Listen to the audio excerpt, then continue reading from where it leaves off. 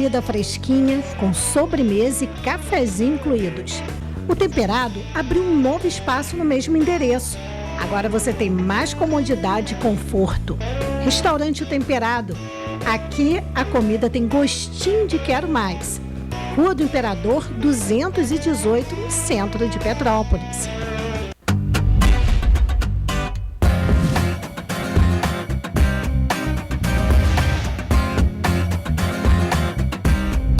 TVC 16. Aqui você se vê.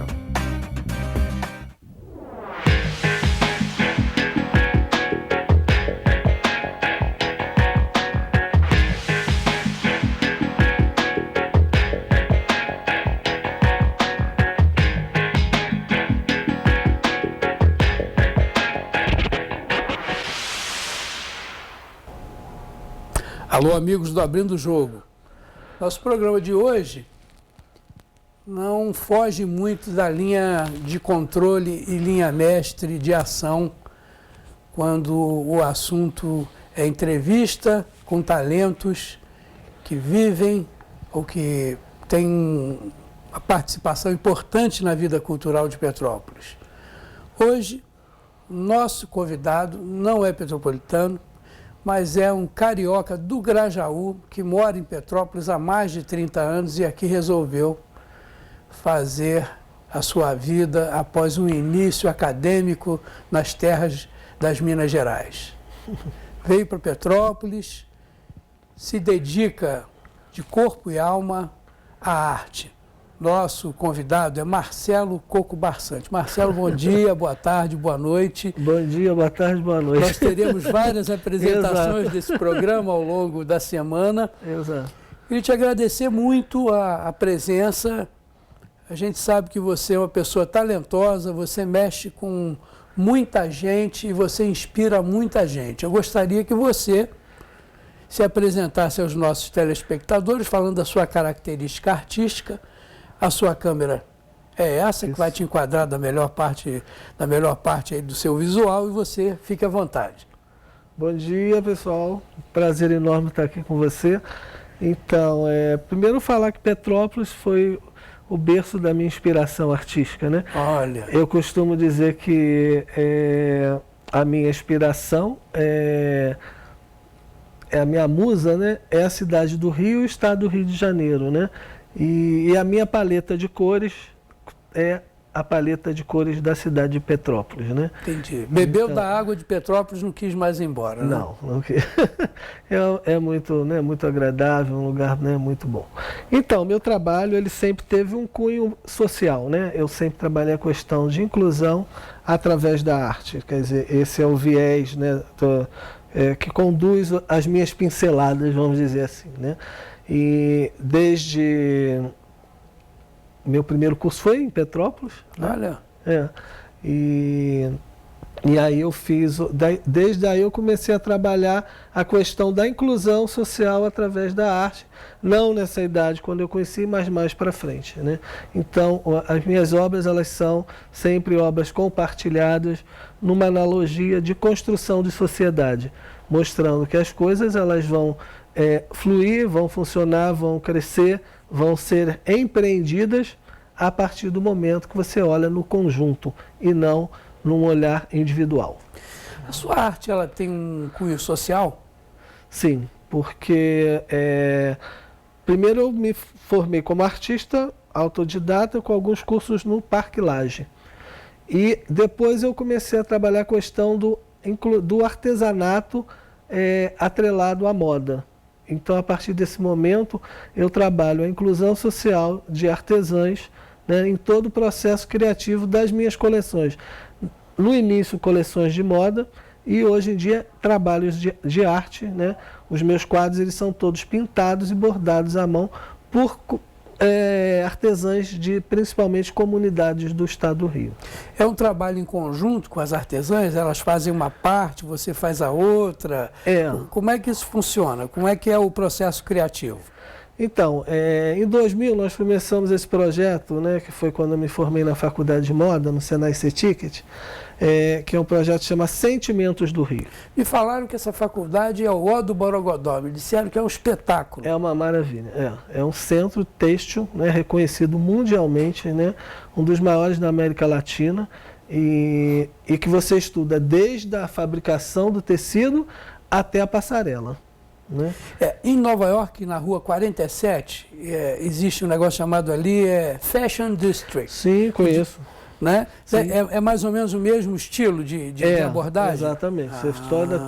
Toda a cadeia produtiva da moda você trabalha, você estuda você ali. Vai do fio à passarela, obra. Vamos dizer assim, que né? doideira, A exibição.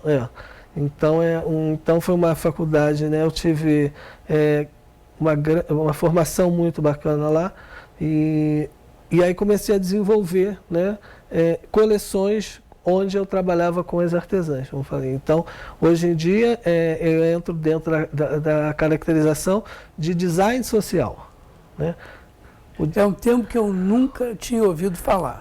O design social é diferente de você pegar, por exemplo, uma peça, chegar para as costureiras, né, para o grupo produtivo, olha, desenvolve isso aí para mim. Isso é a produção. O design social, ele quer saber qual a identidade, qual a história cultural daquele espaço, daquela comunidade e quais são as possibilidades criativas daquele lugar. E aí você vai potencializar isso para o mercado. Você tem que ter essa sensibilidade, pegar o que as pessoas do local pensam, dar aquela ajustada para que seja vendável, para que tenha aceitação de mercado. Isso, né? É como eu chegar na casa por isso que muita coisa da pacificação das comunidades tinha sempre um questionamento em relação a isso. Uma coisa é você chegar na casa da pessoa e falar o que você precisa, o que a gente pode estar colaborando para a gente desenvolver. E a outra faça isso. Faça isso, é completamente diferente. Né?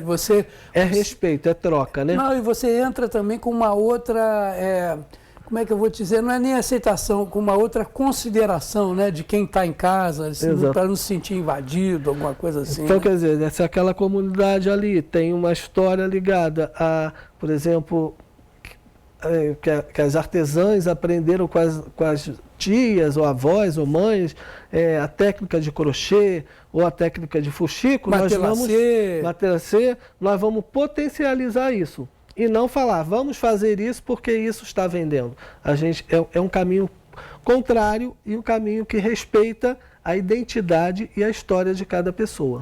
Entendi. E você também facilita a visão dessas pessoas para que elas possam transformar a arte de cada um em receita? Sim, sim. Esse é o grande objetivo, né? Da gente trabalhar a processo de criação, desenvolvimento de produtos e colocar isso no mercado. Eu comecei a desenvolver isso no ano de 2000, né, nesse projeto Sentimentos do Rio, com o grupo da Maré, que se chama Marias Maré.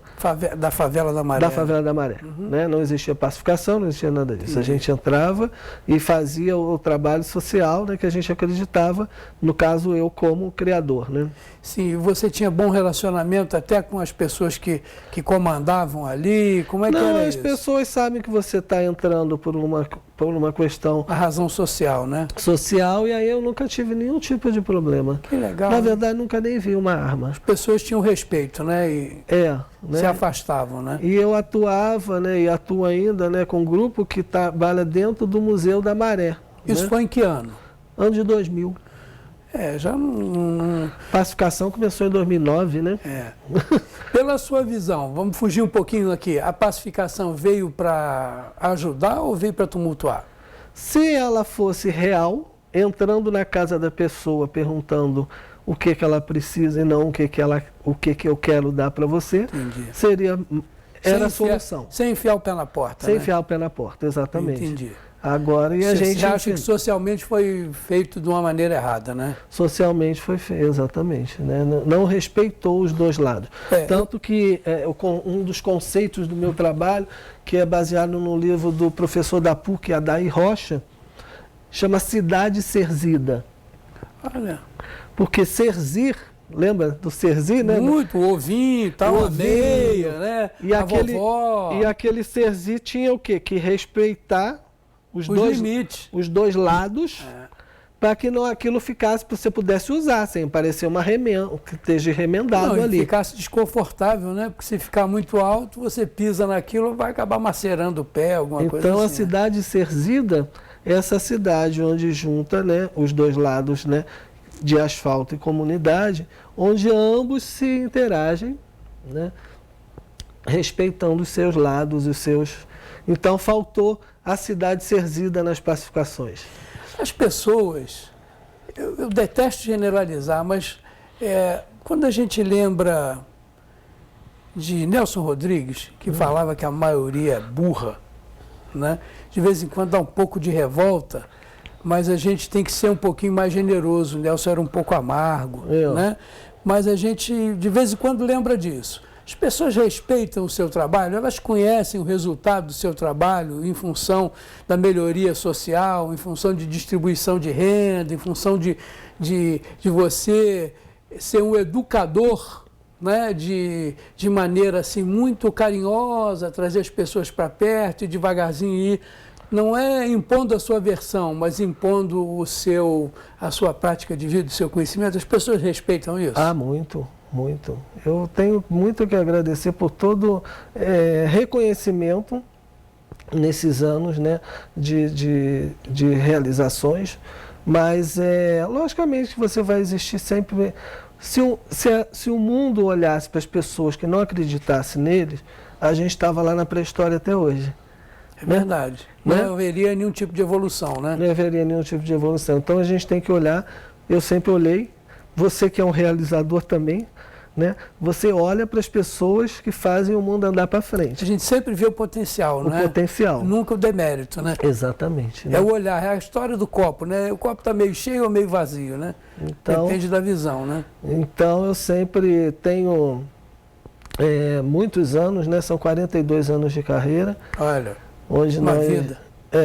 Onde realizamos aí esse ano uma exposição falando desses 20 anos do projeto Sentimentos do Rio, né, na verdade 19 anos, e foi lá no Centro Cultural Correios, com um público de 45 mil pessoas. Que legal, hein? Né?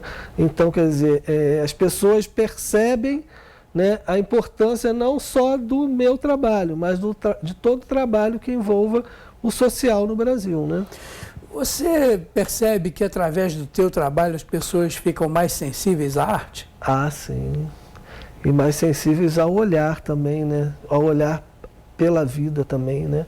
Ao olhar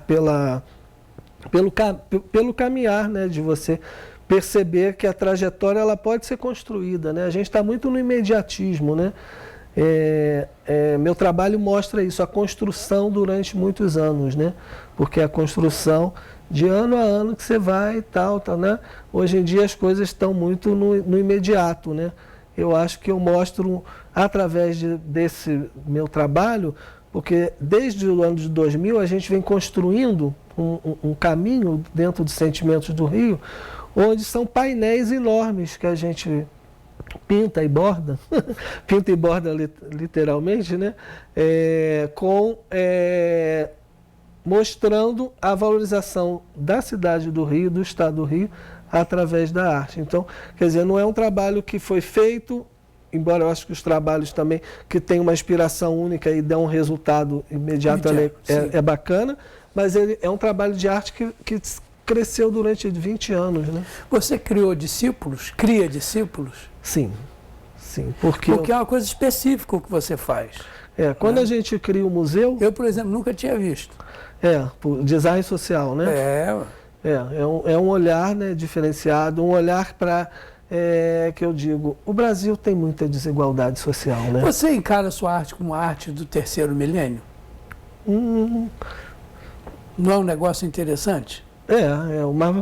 Eu acho que é um pensamento, bem colocado por você, do terceiro milênio. É mostrar que se a gente não se unir, se a gente... em todos os setores, né? Você não precisa ser destrutivo para fazer arte, né? Você pode ser uma pessoa que tenha uma mentalidade de reciclar, uma mentalidade de reaproveitar, uma mentalidade de educar para a reciclagem, para essas coisas todas que você, como eu já vi, usa com maestria, né?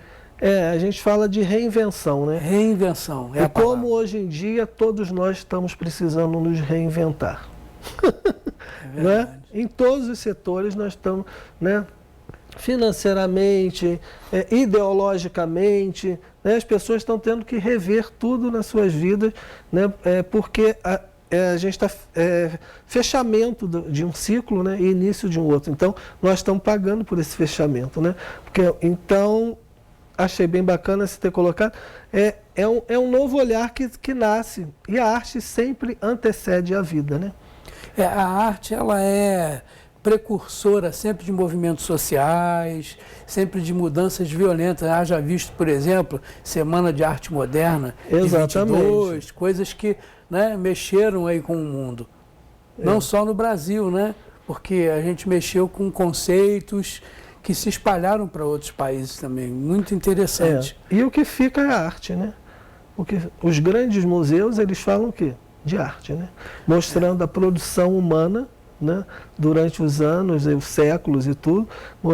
Né? Existem alguns museus que falam de outras coisas que não sejam arte, né? Mas a maioria mostra o quê? A produção bela que o ser humano fez enquanto passou por esse, né, tempo chamado vida, né? Até um grande museu que eu já visitei, que é o Museu de História Natural em Nova York. Sim.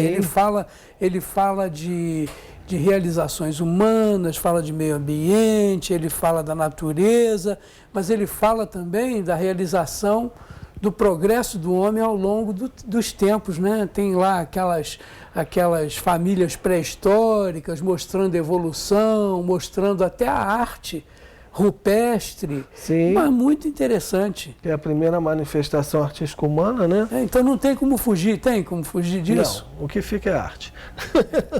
A arte é uma coisa muito curiosa na vida da gente, né? Tem pessoas que não são sensíveis às coisas da arte. Elas falam, eu não gosto disso, nunca vi isso, acho isso aí, sei lá, insignificante para mim. Mas dependendo do dia, a pessoa cria sensibilidade às coisas da arte. Às vezes uma pessoa rude pode chorar ouvindo uma bela música, Sim. vendo um belíssimo quadro.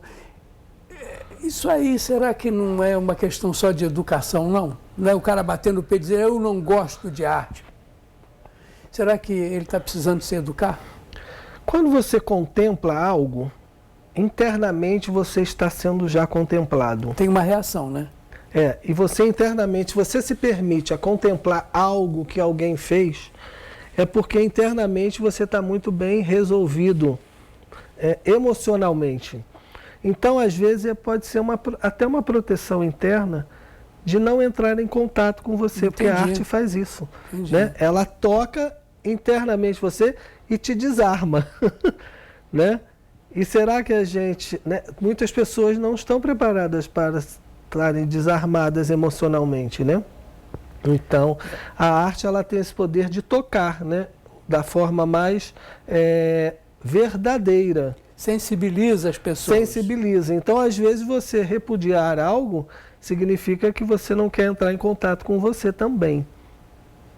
Olha. Isso é arte-terapia, né? Uma parte da arte, toda a parte, porque eu sou especializado em arte-terapia.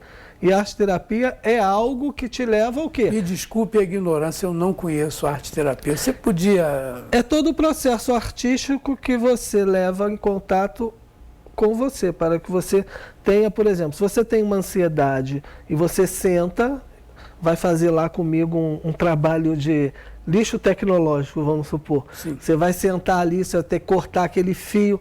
Se você tiver ansiedade, aquele processo vai te ajudar a primeiro você ficar sentado ali horas. Baixar o estresse. Baixar o estresse. Então, quer dizer, são todos processos artísticos que te levam a uma, cura, entre aspas, de algo que você esteja passando de ansiedade ou de angústia, entendeu? Então, é a arte como viés da saúde mental, vamos dizer assim. Aqui eu tenho muitos equipamentos, muita coisa às vezes para e tal, eu mesmo reparo e faço isso tudo. Será que fazendo uma analogia, quando eu vou para a bancada, coloco meus equipamentos, minhas coisas ali, eu desligo. Arte-terapia. Faz um negócio assim, parece que o mundo não tem mais político sem vergonha, não tem ladrão, não tem tiroteio, eu me desligo. E quando eu termino de fazer aquilo ali, que é uma ocupação produtiva, eu me sinto mais leve, realizado. Exatamente, porque você vai lidar com os conectores, com aqueles fios, de repente vai ter que trabalhar com uma pinça para mexer. Exatamente, uma lente, uma lente, eu já não enxergo mais, a sua mão vai ter que estar firme para poder fazer, executar o trabalho ali. Quando coloco a lente de pala, que eu enxergo tudo, eu me sinto super-homem, poderoso, porque eu já não enxergo mais, né, sem as lentes, né? E me dá uma paz. Isso só acontece com você, sabe? Bom, isso aí infelizmente não tem jeito, né? Mas não tem jeito. Você veio hoje para me clarear o meu processo de desestressamento. Esse é o seu momento de arte, esse é o seu momento que você está fazendo um trabalho artesanal ali. Desenho mal. Não sou uma pessoa que visualiza as coisas assim, passa para o papel, mas a diagramação técnica dos equipamentos, aquilo eu faço com maestria, modéstia à parte. Reparo e entendo o funcionamento. São muitos anos fazendo isso, né? Mas me dá um momento de paz interior ali, que o mundo pode estar acabando, que eu estou ali numa outra vibe. Porque você está num processo de construção, né? Quer dizer, você já tem aquele mapa mental dos conectores que tem que ser. Sim. Então você está até num processo de contemplação. Então você entra em contato com você e quando você percebe, como você falou, você se desliga daquilo tudo. Nunca ninguém me falou isso, que bacana, hein? Entendeu? Então você está... Olha que eu sou velho, hein, rapaz? Ué. Então você está ali se desestressando, entrando em contato, principalmente com o que você ama, né? Que se aqueles conectores não estarem funcionando, nós não estaríamos aqui. Se tivesse tudo no seu lugar, a gente não podia estar aqui com o público, né? Você tem uma aparência zen. Você é assim sempre. Conquistei. Mesmo. Conquistei, Durante muito. A gente trabalha, né? A maturidade traz isso pra gente, né? É bom demais, mas eu sempre... Você direciona a sua energia para o que é produtivo, não é isso? Exatamente, né? A casa, né? As pessoas quando vão ao museu, né? Toda parte da casa foi feita para contemplação de beleza, né? Então é uma coisa... E tudo é idealizado por mim, né? Você mora no mesmo endereço? No mesmo local, do museu. Parece que é uma casa grande, né? São 10 quartos. É uma casa grande, inclusive eu tenho lá uma república já há muitos anos de estudantes, né? Que eu recebo estudantes de medicina, engenharia, quer dizer, pessoal que vem fazer pós-graduação. A casa também tem essa função. Olha. Né? Porque é uma casa muito grande, não teria nem como eu abrigar, né? Ficar ali, né? Eu sozinho, né? E tudo mais. E é uma forma de empreender o imóvel, porque eu não tinha a menor intenção de vender, né? E aí foi uma forma... crime, né? Exato, né? E o local é privilegiado, né? É bonito, Ali o Olavo Bilac com... Como é que é o nome? Não, Coronel Veiga. Coronel Veiga com o início... Olavo Bilac não, com duas pontes. Isso, Ponte Fones. Ponte Fones, Eu sou nascido, passei parte da minha infância ali trocando o nome, né? Porque a aviação imperial era ali. Isso, né? Ali na... Então, o museu, ele atualmente tem sido muito visitado pelas escolas de Petrópolis, né? Recebemos várias, a gente tem um projeto educativo. Existe algum incentivo para que as escolas vão lá? Não, assim, eles... Não, a gente... as professoras de arte normalmente nos procuram e aí eu faço a visita guiada com as escolas, eu que recebo, para justamente falar de criatividade, da importância da criatividade na vida, da própria arte e as crianças adoram porque a gente tem um mini zoológico sustentável, que são animais feitos com latas, né? De um grupo super especial aqui de Petrópolis, que é o Robozitos Eco, que é um grupo de artesãos aqui da cidade. Não os conheço. É um trabalho muito bonito. Bacana, muito legal. Então a gente tem toda essa dinâmica de receber. Robozitos Eco. Robozitos Eco. Entendi. Eles retiram lixo do meio ambiente e produzem as coisas dele, né? São lindos os animais, fazem robô, sabe? É um trabalho super bonito. Uma pergunta que eu não podia deixar escapar, né? Você falou que recebe estudantes de medicina, enfim, tem uma república lá. Chegou alguém para se hospedar lá fazendo um curso de medicina ou qualquer outro curso e virou artista plástico? Não chegou a virar artista, mas se torna mais sensível à arte, né? Porque eles têm entra esse acesso, e sai, né? Ali todo dia e o espaço, né, sendo visitado, a pessoa, né, vai apurando o olhar, né, vai se tornando. Porque, olha, desde que nós abrimos em 2013, porque a Casa Escultura inaugurou em 16 de março, aniversário da cidade, de 2013.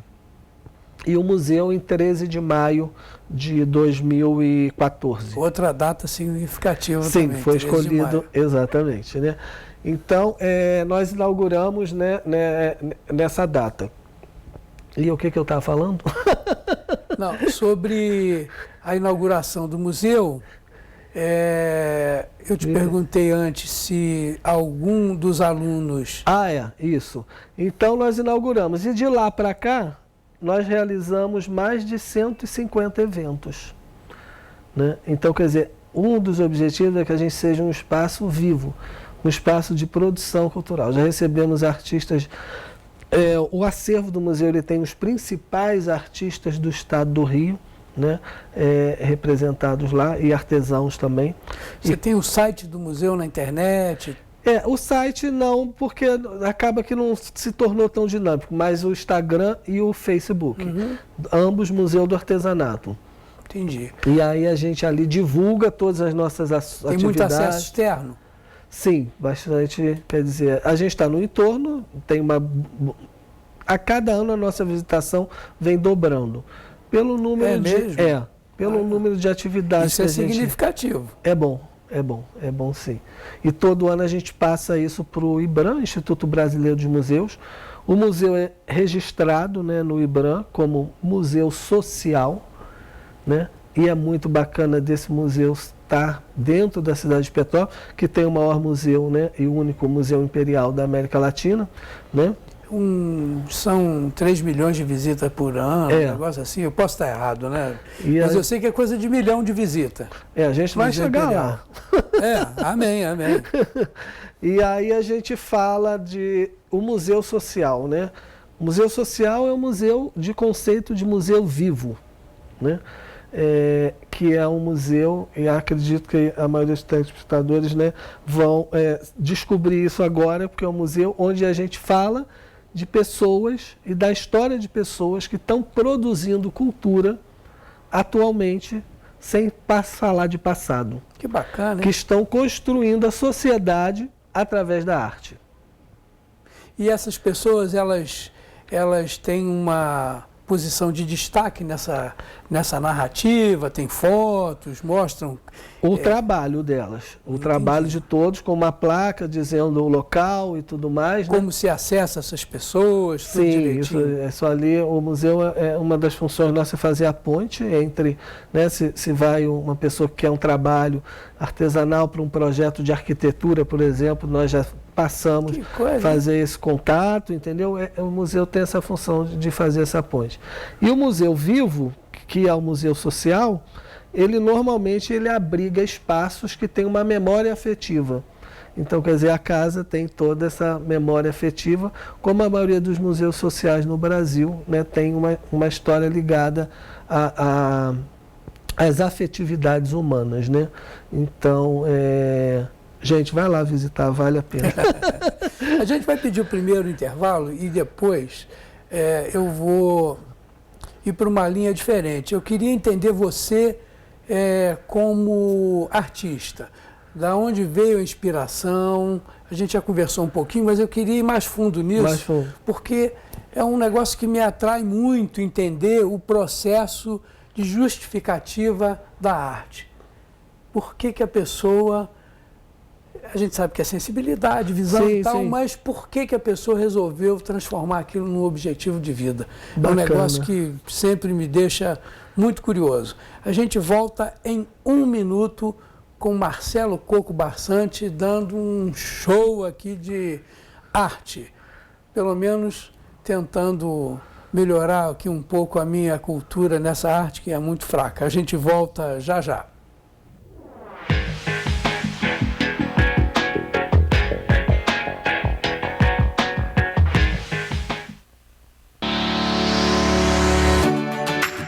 Sua casa de cara nova, com detalhes que só tem aqui na Carlinhos Plásticos.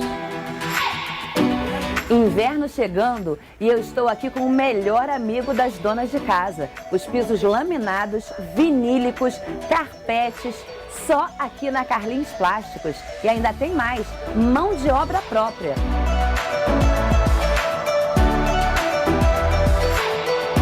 Persianas horizontais, verticais, motorizadas, só tem aqui na Carlinhos Plásticos.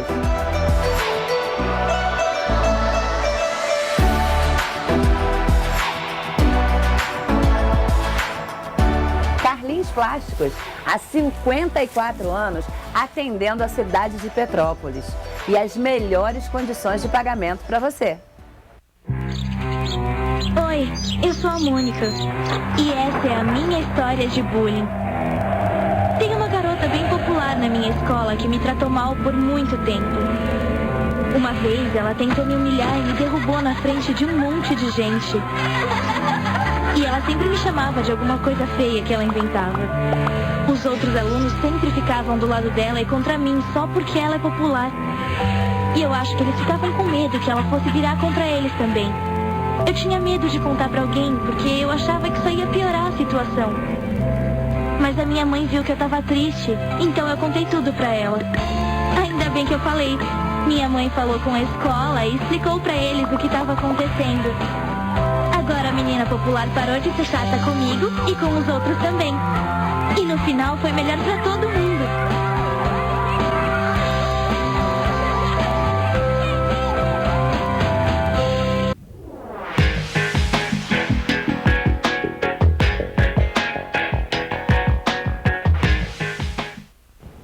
Voltando com Abrindo o Jogo, nosso convidado de hoje, Marcelo Coco Barçante, já me analisou aqui, já me mostrou uma finalidade aqui da minha vida, já entendi.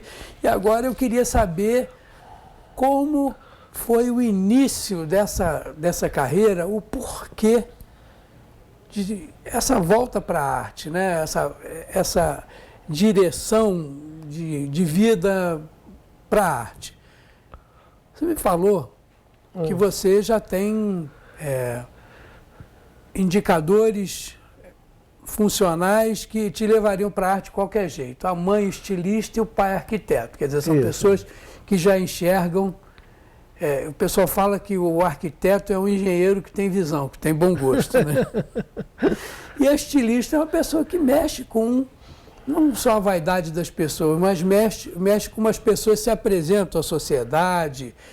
Muito do que se entende das pessoas é compreendido através da maneira com que ela se veste, como ela, né, se interliga com a sociedade. Mas eu queria saber da onde veio isso, essa sensibilidade. Eu já percebi que, além de você ser uma pessoa que tem uma visão muito sensível das coisas, o que é peculiar a todos os artistas, você tem uma visão crítica muito forte também com relação ao que se vê aí no mundo. E você tenta usar a sua arte como elemento de modificação. Errei? Na mira. Acertei. Não, foi no centro. Então, primeiro, eu sempre vi a arte, aí, colocando aí com 14 anos aí, sim, no primeiro curso que eu fiz aqui no Centro de Arte Raul de Leone. Que legal, hein? Comecei aqui em Petrópolis, num curso de férias. Porque sua família eventualmente vinha para cá, eram veranistas, né? Tinha uma casa de a casa que aqui, é o né? museu era a casa, né, nossa, né? Então, nesse momento eu comecei, na verdade tinha 12 anos, né? Com 14 anos que eu fiz a minha primeira exposição, que eu participei de uma seleção, né, de uma exposição com curadoria na Academia Brasileira de Letras, lá no Rio. Olha que bacana, e já uma coisa oficial. Já é oficial, né? Assim, profissionalmente, né? Porque passou por uma curadoria e tal. Então, e eu sempre percebi... A curadoria, desculpa, é uma gerência que vê o real mérito artístico. Isso, e faz diz, uma pode seleção. Ou não pode. Isso, faz uma seleção, né? Do que vai ser, do que pode, dentro do conceito da própria exposição, né? Separar ali, né? Então, aí nós começamos, eu sempre percebi que a arte, primeiro que ela me tocou na questão estética, né? Por gostar da estética das coisas de uma forma geral. Vou fazer um parênteses rapidinho. Sua mãe e seu pai ainda são vivos?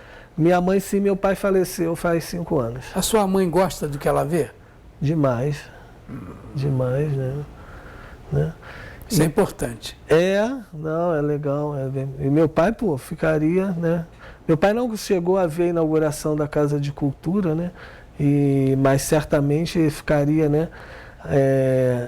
Assim, interessado assim, gostando muito, vamos dizer, porque ele era arquiteto e hoje em dia eu utilizo muitos materiais, inclusive tem faculdade de Petrópolis que leva os alunos lá para mostrar o meu uso de materiais na arquitetura. Que eu falo coisas, eu sou um artista metido a arquiteto, mas os professores dizem que não. Diz que eu não preciso ficar metido a, que eu posso falar que sou um pouco arquiteto, sem formação, mas que diz que eu utilizo bem. Então, né? Então, o espaço tem isso, ele recebe também essas pessoas. Entendi. Né? Então, mas eu sempre percebi a questão social da arte, porque quando você tem, voltando àquele assunto de você contemplar, né, as sociedades mais evoluídas e países, países mais desenvolvidos, né, e os desenvolvidos, a estética está presente na vida das pessoas como um prêmio diário. Seja a estética das ruas, né, quando a gente viaja, as ruas estão limpas, as ruas, né? Por quê? Porque quando o ser humano ele atinge todo o grau de evolução, né, individual, o grau de evolução coletivo ele é automático. Nivela por cima, né? Nivela por cima. Então, a preocupação estética ela é uma preocupação de evolução humana, né? A gente não pode estar comparado com os outros países, porque, primeiro que historicamente não nos permitiram isso, né?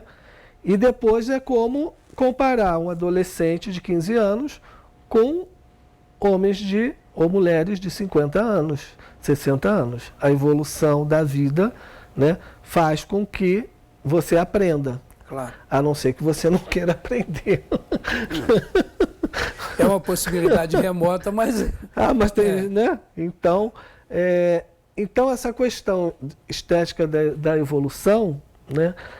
Eu sempre vi isso como contribuição para o meu país, né? Para a sociedade onde eu vivo, das pessoas perceberem. Você pode entrar numa casa, numa favela do Rio, e você pode entrar numa casa, num apartamento da Zona Sul do Rio. Se as pessoas tiverem um olhar estético, aquela casa vai ter a mesma energia, mesmo cuidado, né? Ao você entrar, você vai perceber que aquela pessoa está bem com ela porque ela cuida do lugar onde ela vive. Então, se eu cuido do meu espaço, né, lá na favela que for, se eu cuido do meu apartamento, se eu cuido da minha casa, se eu cuido da minha rua, se eu cuido da minha cidade, é porque eu tenho um equilíbrio interno que me permite isso. Então a estética ela mostra para a gente que a gente está bem ou que a gente não está bem. Eu tenho uma experiência particular interessante a esse respeito, né?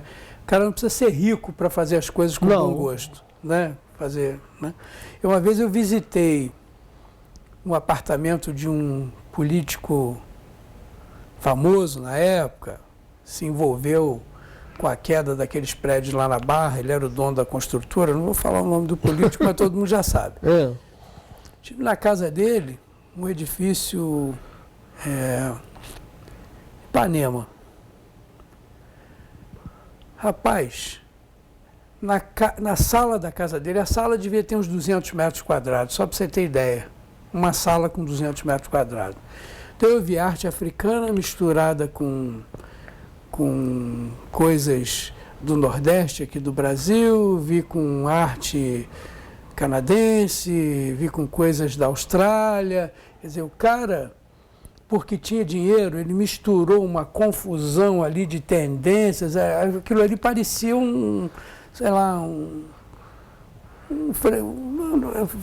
frejó, minha mãe falava uns termos que de vez em quando vem na minha cabeça, mas aquilo parecia um frejo, um brechó, uma bagunça generalizada. Ninguém sabia para onde olhar, né? Então, o dinheiro, na maioria das vezes, quando ele é mal aplicado, ele não serve para nada. Né? Quando a estética é o objetivo. Objetivo. Então, justifica exatamente o seu ponto de vista com relação a você comparar quem tem um poder aquisitivo grande e quem não tem um poder aquisitivo, mas sabe utilizar com sensibilidade os insumos ali que ele tem à mão, não é isso que você quis dizer? E o museu, no seu acervo, ele mostra isso, com a peça de vários artistas do Estado do Rio, de como a gente pode utilizar a estética, né, de uma forma equilibrada, com custo praticamente zero, de coisas até que você tira do lixo. Né? Tipo, os nossos vasos de planta são todos sapatos que foram furados, entendeu? Ou que por algum motivo, né? Então a gente pinta os sapatos à mão, bota uma planta lá, uma suculenta, entendeu? É mostrar isso, né? Mostrar isso, que a gente não precisa ter dinheiro para produzir esses materiais, né? E principalmente fazer da sua casa um lugar agradável, fazer da sua cidade um lugar agradável. Esse ineditismo, ele choca, não choca? E ele motiva também? Motiva. Você bate o olho, o que é isso? Instiga. Aquele primeiro choque. Então, isso mesmo, essa é a finalidade. Instigar, para a pessoa sentir vontade, sentir incomodada esteticamente a criar, né? O pessoal que visita o espaço diz que sai de lá bem, com um olhar estético bem diferente, modificado do que entraram. Quer dizer, esse é um dos nossos objetivos, né? Provocar esse incômodo prazeroso, porque é um incômodo prazeroso, em relação à estética. Né? Você já viu, por exemplo, até pessoas que você conhece, mas que não conheciam o seu trabalho, elas entram lá e já saem lá com um impulso de querer ou participar, ou querer modificar alguma coisa na própria casa? Sim, muitos. Gente, eu tenho isso lá em casa, como é que eu nunca pensei em fazer isso? Vou fazer isso na minha varanda, vou fazer isso né? Esse efeito é um efeito cascata, não é isso? É multiplicativo, né? E eu acho bem bacana hoje em dia isso, porque todo mundo já viu de tudo, né? Hoje em dia a gente tem nesse mundo de Deus, como se fala, né? Com toda a tecnologia, né? Então a gente acha que... Então as pessoas se surpreendem com coisas muito simples e que no seu dia a dia vão fazer a diferença. Na contramão, mal dizendo, entre aspas, da tecnologia, não é isso? Exatamente. A gente mostra que... Coisas muito simples, sem um aparato tecnológico violento, mas que tem um efeito interessante na vida das pessoas, né? Por exemplo, a gente tem na entrada nossa lá uma subida, uma rampa, né? E uma escada, né? Para acesso até a casa. E nós temos na subida, aí eu fiz isso em parceria com um artista aqui de Petrópolis, o Giancarlo Rubini, são monitores de computador que iam ser jogados fora. E aí eu fiz desde o pórtico da cidade até o Trono de Fátima. Todos os pontos turísticos pintados à mão por ele. Olha. E aí a data de fundação de cada prédio, né? Isso está nos monitores? Está nos monitores, a cada 5, 6 degraus tem um monitor desse. Né? Então, para que foi feito isso? Primeiro, esteticamente, para ficar bonito ali na subida e tal. Outra coisa, as pessoas chegavam lá embaixo, olhavam aquela escada e falavam, tem que subir isso tudo. Entendi. Aquilo você causou uma curiosidade ali. A pessoa quer saber o que tem em cada um. E as pessoas vão se fotografando. Né? Aí tem o Trono de Fátima, casa de Parque Cremeri, Quitandinha, ali da Casa do Colono, né? E ali, como eu disse, a data de construção de cada prédio. Quer dizer, o turista chega, o visitante chega... Já vai se instruindo. Já vai se instruindo sobre a cidade. Então... E criando objetivos na visita, né? Depois para ir em loco e ver aquelas belezas, não é? Ninguém mais pensa nos degraus que tem que subir, entendeu? Olha a estética aí. Não, né? É uma sacada muito boa. Né? Uma sacada muito boa. Entendeu? Contribuindo, né? De uma forma... Para amenizar a própria, né?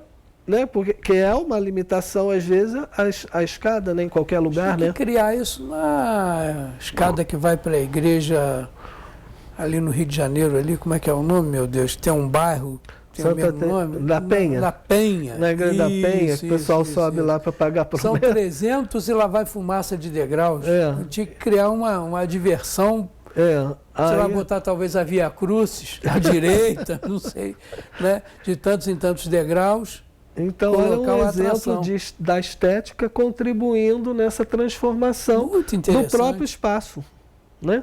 Do próprio espaço. De maneira inteligente, né? Que é o bacana do Ficou negócio, bacana. Né? A arte ajudando a diminuir aquela, né, imagem já meio triste, visando degraus, né? Que não são muito fáceis. Você consegue, ao longo dessa via, transformar a visão das pessoas. E aí, né? Chama Caminhos de Petrópolis com Arte. E agora eu estou montando uma aleia de manacás, que agora está florido, está muito lindo. E ainda vou fazer todo ele em manacá para a pessoa ir, né? Contemplando aquilo ali e vai... Ainda vai sentir o perfume também, né? Exato, né? Então, um exemplo aí bem vivo, né? Desse efeito, né? A questão da reciclagem, que é uma coisa que todo mundo fala e tal. O lixo de computadores. Sim. Parece que você tem um viés também voltado para isso e produz coisas interessantes, né? Na exposição que eu fiz, né, de 12 anos desse projeto Sentimentos do Rio, eu fui convidado pelo Sesc Quitandinha para fazer uma exposição justamente para mostrar a inclusão através do artesanato. Esse pessoal é bom, né? O pessoal do Sesc são pessoas sensíveis, bem legal, bem legal. E promovem a arte, né, de uma forma geral, de uma forma madura, né, respeitosa. Inclusiva, né? Então é muito legal. E aí eu fiz uma exposição lá. E nessa época, nesse momento, que eu digo, são as histórias da gente que vão se acumulando e vão se construindo, né? Eu recebi que era na época diretora do Centro de Cultura da faculdade lá de Viçosa, né? E aí ela levou uma amiga dela para conhecer meu trabalho, que na época, e está ainda, né, diretora da FAITER de Petrópolis aqui. E ela viu todo o meu trabalho voltado para o reaproveitamento de tecidos, e aí falou, eu queria conversar com você para a gente iniciar um projeto aqui em Petrópolis, que é um projeto de meta-reciclagem. Eu não sabia o que era. Né? Eu também não. Então, meta-reciclagem, gente, agora vamos todos saber, né? É o reaproveitamento de lixo tecnológico. Só de lixo tecnológico, né? Então, é você pegar computadores, né? Todo mouse, teclado, o que for, e reaproveitar isso. Quem fez muito isso foi o Betinho, nos centros de cidadania. Betinho, irmão do Enfio, né? Isso, né? Onde as equipes desmontavam computadores, recebia computadores de várias instituições, pegava o que estava bom de uma, no bom de outra, e montava um novo e doava para os centros, né, comunitários, né, no Rio. Né? E uma parte final disso, da meta-reciclagem, é a transformação através da arte. Aqui na TV nós fizemos uma coisa parecida, nós recebemos mais de 50 computadores de uma empresa aqui de Petrópolis, uma farmácia muito grande, que tem muitas lojas, né? Certo. E a gente reciclou muitos computadores e deu para instituições de caridade também. Olha que bacana. Tudo 0800. Bacana, né? Meta reciclagem. É, um negócio. Tá vendo? Eu nem sabia Nem que eu tinha sabia. já feito um negócio desse. Tá vendo? Ó, você vai sair daqui hoje sabendo que você fez arte terapia. Que eu faço, né? Todo que dia, faz, né? né? E que faz meta reciclagem. Os nomes são bons. Eu não sei se eu botar a altura dos nomes. Mas já Não, aconteceu. tá assim. Não, eu digo que os nomes só servem para nomear atitudes. O importante são as É atitudes. verdade. O que muda o mundo não são os nomes, São as atitudes, né? É isso aí. Não é isso? Então, a sua passagem pela meta reciclagem. Então aí comecei a conheci o computador por dentro, que eu fiquei apaixonado, nunca achei que fosse tão colorido, né? Todo artista, logicamente, adora cores, né? Então são aqueles fios todos. E começamos o projeto para produzir uma exposição. As cores têm significado ali. Sim, tem. Exato. Eu sei. Para significado eletrônico e para mim estético também, né? Bacana. E o aí, eletrônico eu conheço, o estético eu estou aprendendo. exato, o eletrônico, alguma coisa eu aprendi, ainda falta muito. Isso aí. E aí nós começamos, houve a primeira demanda, que foi o muro, né, da FAITERJ, porque tinha quantidades enormes de computador acumulado durante anos, você não pode... Ficou muito bacana, né?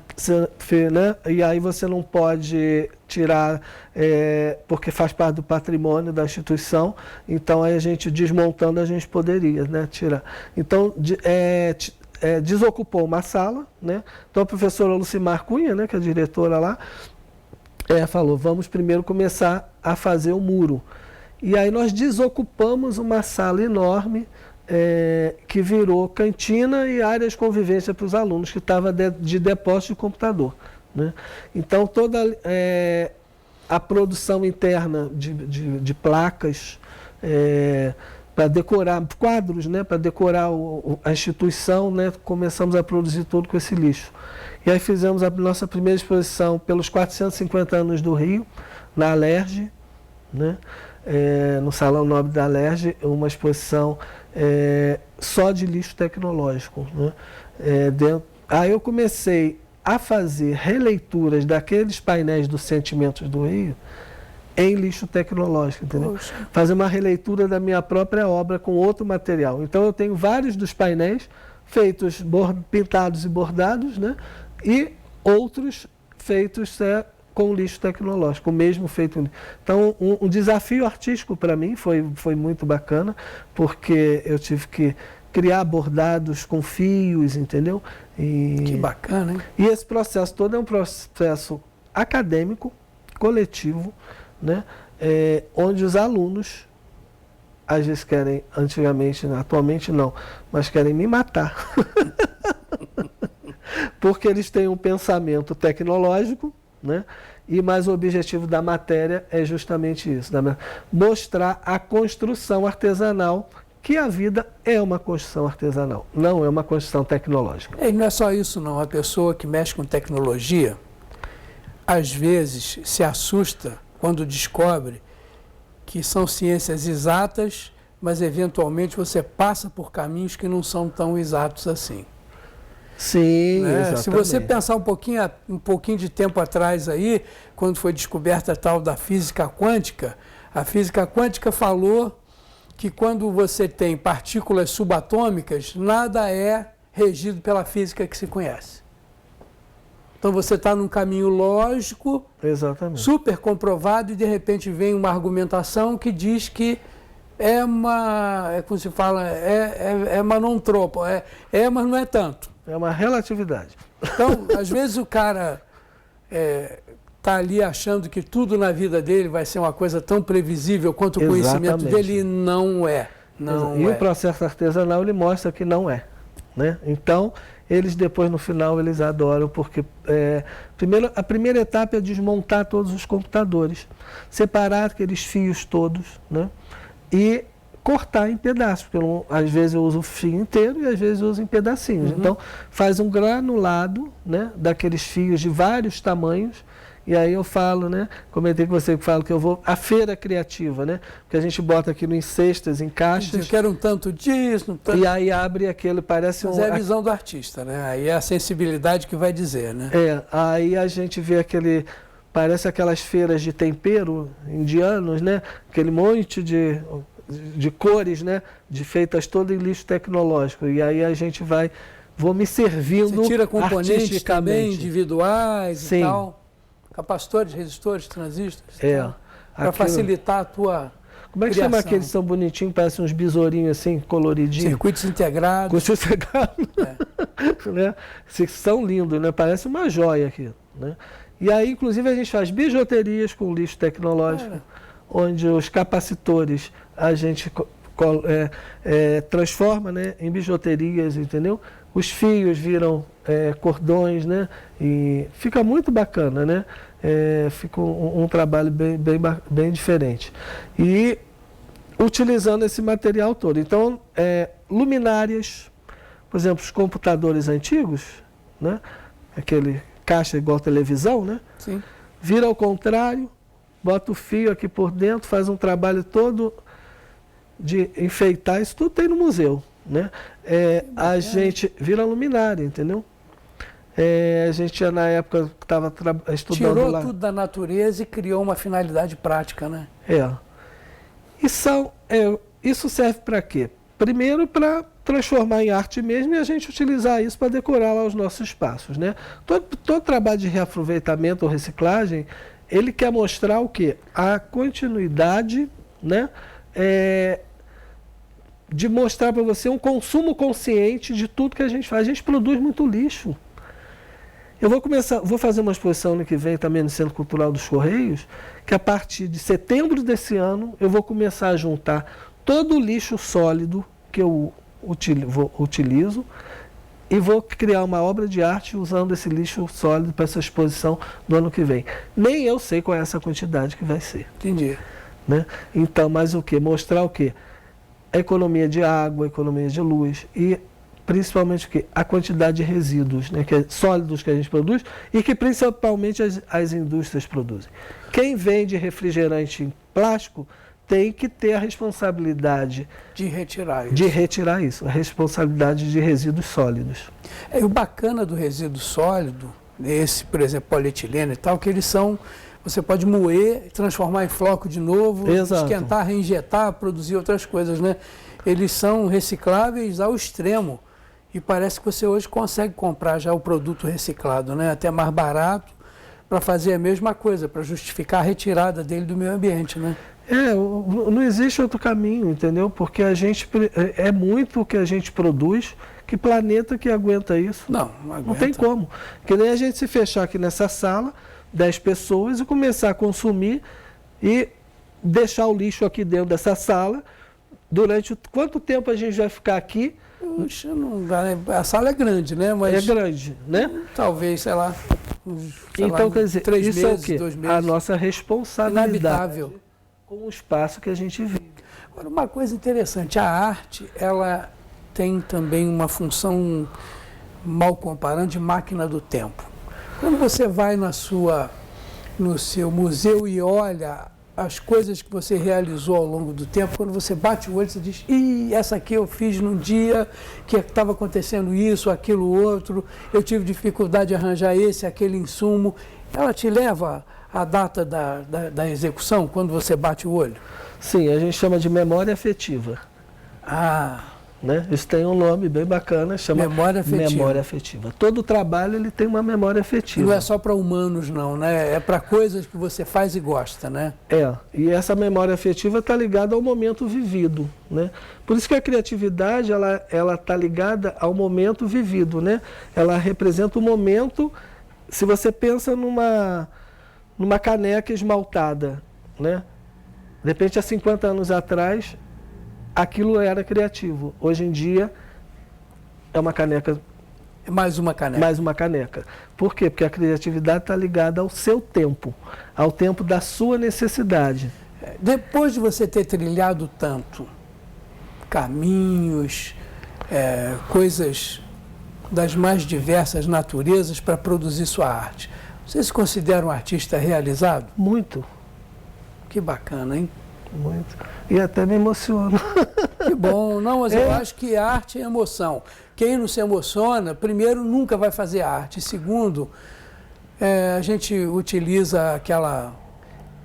quem não gosta de samba... Bom sujeito não o é. sujeito não é. É ruim da cabeça ou doente do pé. Então, substitua-se o samba pela arte. Quem não gosta de arte, bom sujeito não é. É ruim da cabeça ou doente do pé. Analogia é boa? É ótimo, gostei.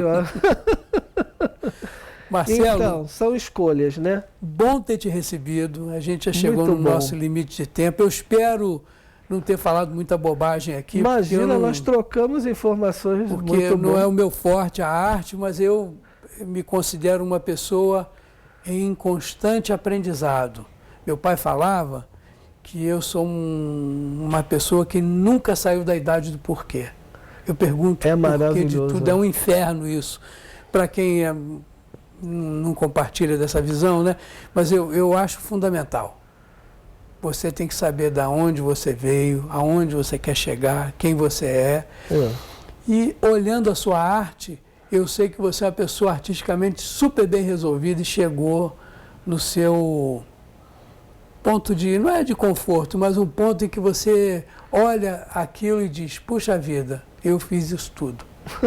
É mais ou menos isso? É por aí. E enorme prazer compartilhar com você e com seus telespectadores esse momento, né? Porque, que eu digo, é construção, são escolhas, e eu acho que a vida é feita por escolhas, né? E eu fiz as minhas, e eu acho que a gente que faz com paixão, com dedicação, né? Eu acho que a geração hoje em dia tem que conhecer essas escolhas por paixão, né? E Independente quem é sensível, financeiro. bate o olho na tua arte, sabe que é assim, né? É. Sabe que ali tem uma assinatura de felicidade, uma assinatura de estar de bem com a arte, né? Mostrando que você e a arte falam a mesma linguagem, que vocês vibram na mesma velocidade ali e existe uma comunhão, né?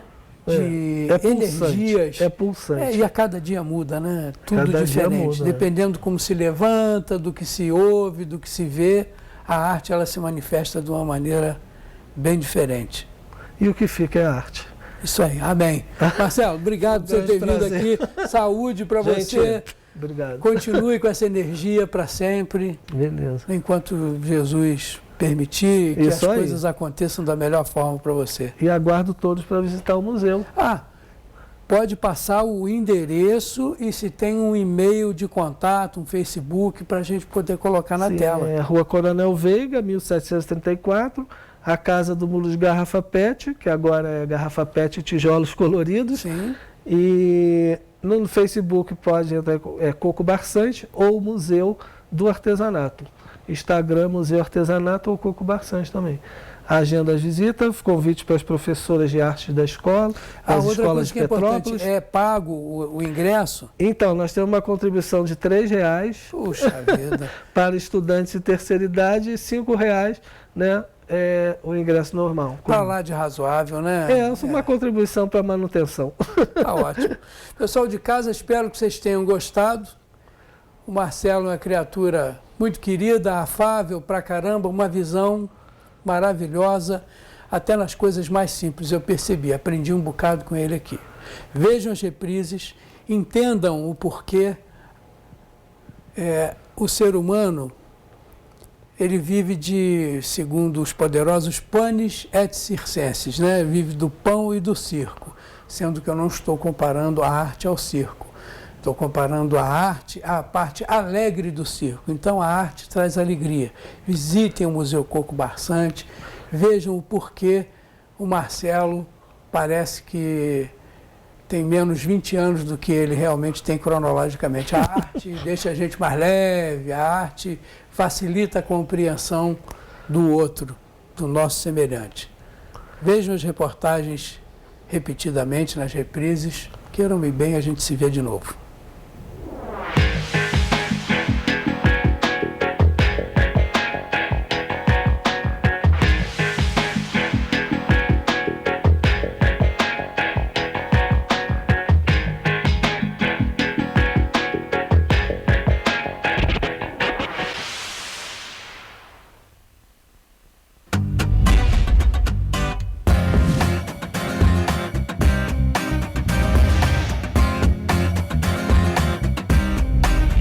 RC16. Aqui você se vê.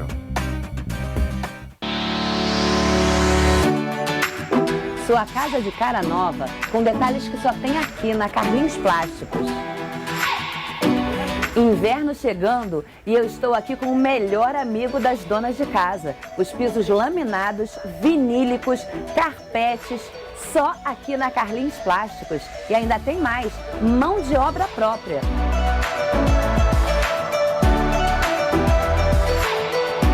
Persianas horizontais, verticais, motorizadas, só tem aqui na Carlinhos Plásticos.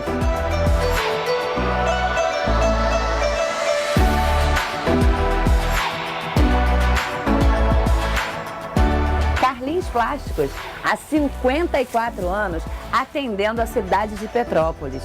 E as melhores condições de pagamento para você.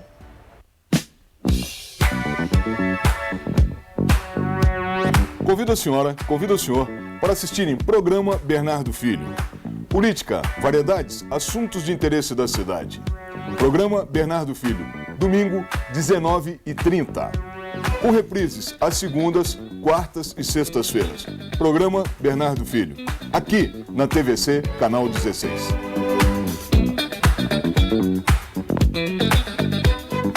Estacionamento rotativo do Hotel Orleans. Segurança, conforto e qualidade no atendimento. Só aqui no Hotel Orleans você conta com estacionamento rotativo informatizado, monitorado por câmeras de segurança. São 46 anos de tradição, oferecendo os melhores serviços para você e seu veículo. O estacionamento do Hotel Orleans é a opção certa e segura na hora de estacionar o seu carro. Aberto de domingo a domingo, das 6 às 22 horas. A sua parada certa é aqui.